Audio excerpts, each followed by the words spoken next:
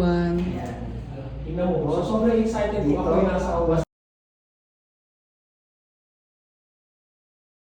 Hi guys, ako pala si Gerald Drapsing, isa sa mga Millionaires Club ng Fort.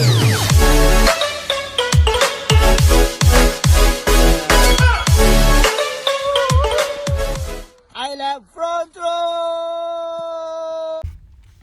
Guys, tara, samahan niyo ako sa panibagong araw na naman dito sa Marikina branch dahil marami tayong kaganapan today na sobrang ganda and mag-share tayo ng blessing sa maraming tao.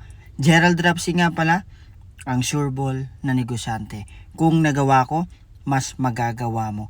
So right now, ongoing po tayo mag-share ng business talks sa mga first timer together with Japet Atibagos na isa sa mga team leader natin sa Marikina.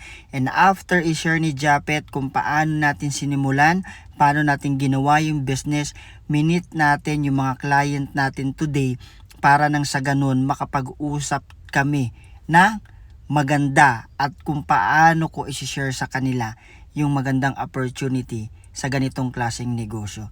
So nakakatuwa dahil right now ang daming tao, ang daming gustong gawin ang business pero hindi nila alam kung paano nila sisimulan.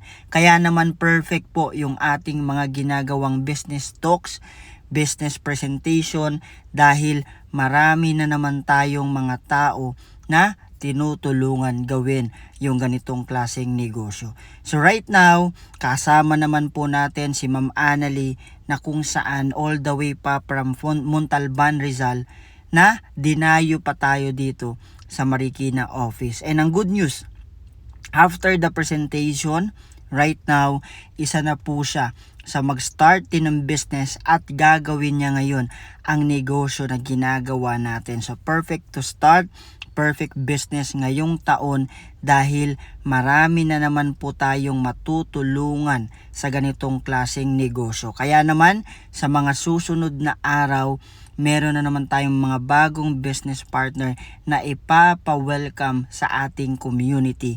Kaya nagkabayaran, nagkapirmahan, and right now, kasama na po natin sa business transaction, business opportunity, walang iba kundi si Ma'am Annalie at nakapili na rin siya ng package na gusto niya simulan sa ganitong klaseng negosyo.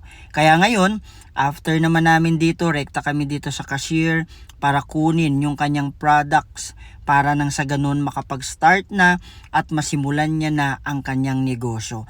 And after namin gawin ang mga proseso na kailangan sa negosyo, dito naman po tayo sa ating next transaction na kung saan mga estudyante naman ang kasama natin ngayong araw dahil meron na naman silang mga gustong malaman sa ganitong klaseng negosyo. Gusto nilang subukan, gawin at simulan katulad ng maraming estudyante na kumikita na ngayon sa negosyong ginagawa natin. Kaya ang good news, kinausap ko sila, binigyan ko ng plano dahil once upon a time, isa lang din po ako sa mga estudyante na nagsimula sa gantong klaseng negosyo. Kaya right now, rumekta na agad kami ng cashier para i-share sa kanila ang negosyo na ginagawa natin dahil marami na naman tayong mga next transaction na gagawin sa gantong klaseng business. Kaya naman dito sa Marikina branch,